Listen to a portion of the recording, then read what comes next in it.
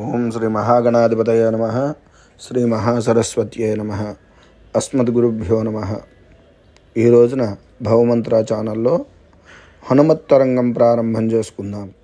హనుమంతుడి గురించి కొన్ని విషయాలు ముందుగా మాట్లాడుకుని స్వామి గురించి తెలుసుకున్న తర్వాత సాధనల్లో చిన్న చిన్న సాధన ద్వారా ఎటువంటి ఫలితములు పొందవచ్చు అనేవి తర్వాత మనం ఒక్కొక్కటిగా తెలుసుకుంటూ స్వామివారి అనుష్ఠాన క్రమంలోకి సాధనా క్రమంలోకి వెళ్దాం. ఆంజనేయ స్వామిని సాధారణంగా కూడా రామభక్తుడని, అలాగే అంజనీపుత్రుడని, అలాగే వాయునందనుడని పిలువబడతాడు. అయితే ఈయన అంజనీపుత్రుడిగా ఎలా అవతరించారో అందరికీ కూడా చాలా విషయాలు కథలుగా తెలుసు. కానీ దీనికి సంబంధంగా నాకు తెలిసిన ఒక చిన్న కథ చెప్తాను. పూర్వకాలంలో ఒక యవ్వనవతి సుందరి అయిన అప్సరస శాపవశాత్తు వానరి రూపంలో జన్మించింది. ఆవిడ ఒక రోజున దివ్యాభరణాలను ధరించి అందంగా అలంకరించుకుని విహారానికై బయలుదేరి అటు ఇటుగా తిరుగుతూ ఉంటే ఆవిడని ఎవరో అనుసరిస్తున్నట్టుగా గోచరించింది. వెంటనే ఆవిడ తాకి తన సర్వనాశనాన్ని కోరుకునేవారు ఎవరో తెలియచేయమంటే వెంటనే అక్కడ అదృశ్య రూపంలో ఉన్నటువంటి వాయుదేవుడు ఆవిడ ముందు ప్రత్యక్షమయ్యారు. దేవి, నువ్వు కరుణాసాగరి, నన్ను శపించకు, భూమిపై నన్ను అసురుల సంహారానికై శాంతి కోసం స్థాపించమని నిరాకారుడైనటువంటి పరమేశ్వరుడు నన్ను పంపించారు. ఆ పని మీద నేను భూమిలోకానికి వచ్చాను. ఈశ్వరుడు 11వ రుద్రావతారానికి ఎత్తడవలసినటువంటి మార్గాలన్నీ కూడా ఎలాగా అనేది సుగమం చేయడం కోసం నేను వచ్చాను అని చెప్పి ఆయన ఆ వృత్తాంతాన్ని చెప్పి తర్వాత ఆవిడతోటి ఇలా చెప్తారు. కొంతకాలం తర్వాత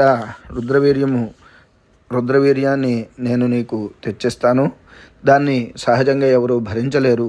కానీ ఆ రుద్రవీర్యం యొక్క అనుగ్రహం చేత నీకు ఒక పిల్లవాడు పుడతాడు, అతన్నే వాయునందనుడిగా పిలువబడతారు అని చెప్పేటప్పటికీ ఆవిడ చాలా ఆనందిస్తుంది. ఆ వాయుదేవుడు మళ్ళీ అంజనీదేవి యొక్క అనుగ్రహం చేత పుట్టాడు కాబట్టి ఆయనని అంజనీసుతుడని వాయునందనుడిగా పిలువబడితే ఈ హనుమాన్ సాధనల వల్ల చాలా గొప్ప ఫలితాలు కలుగుతాయి, చెప్పక్కర్లేదు. అన్నిటిలోకి కూడా ప్రధానంగా చెప్పుకోవాల్సింది ఏంటయ్యా అంటే ఆంజనేయ స్వామి గురించి చెప్తే మంత్రశాస్త్రం గురించి అన్నిటి గురించి మనం మాట్లాడుకుంటాం. కానీ ముందుగా హనుమాన్ చాలీసా గురించి చిన్న పెద్ద పిల్ల పీచు అందరికీ కూడా తెలిసినటువంటి విషయం. అటువంటి హనుమాన్ చాలీసా ప్రారంభం కూడా చెప్పుకుందాం. ఇలాగ స్వామివారు అనుగ్రహం ఎత్తిన తర్వాత వారి అవతారం అది పూర్తయిన తర్వాత తులసీదాస్ గారు మరలా రామచరితమానస్ నది కూడా రాశారు.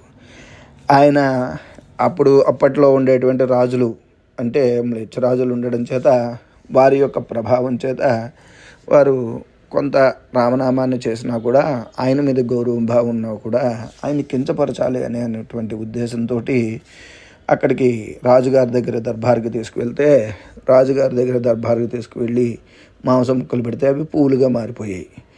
అయితే ఈయనని శిక్షించి బంధించడం అని చెప్తే అప్పుడు తులసీదాస్ గారు తదేకమైన భక్తితోటి హనుమాన్ చాలీసాను పారాయణ చేశారు. పారాయణ చేస్తే వేల కొద్దీ కోతులన్నీ కూడా వచ్చి ఆ రాజుగారి యొక్క భటుల యొక్క చేతులను పట్టుకోవడం చేత ఆ తులసీదాస్ గారు గొప్ప భక్తుడిగా గుర్తించి ఆయన చాలా సత్కరించి ఆ రాజుగారు పంపించారు. అటువంటి ఆపత్ సమయంలో ఉద్భవించినటువంటిది కాబట్టి హనుమాన్ చాలీసా చాలా గొప్పదైన విద్య.